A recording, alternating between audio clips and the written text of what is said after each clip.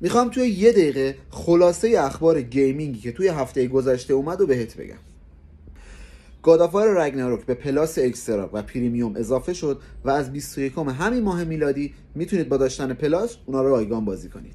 نینتندو سویچ 2 با صفحه نمایش بزرگتر، باتری بهتر و قابلیت اجرای تمامی بازی‌های نسل قبل به علاوه کنترلرهای مگنتی معرفی شد.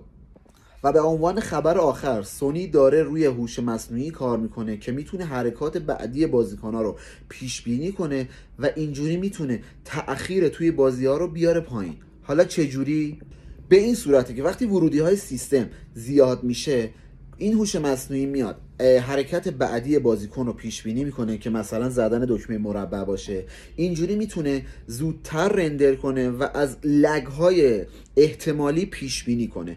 اینکه کی بیاد و چه جوری عمل میکنه اصلا مشخص نیست. فعلا حق اختراعش رو ثبت کردن. این اولین قسمت اخبار گیمینگ توی هفته که گذشت بود. این هفته اخبار کمی رو داشتیم. امیدوارم هفته‌های دیگه اخبار بیشتری داشته باشیم. آخر هفته خوبی رو براتون آرزو میکنم. خداحافظ.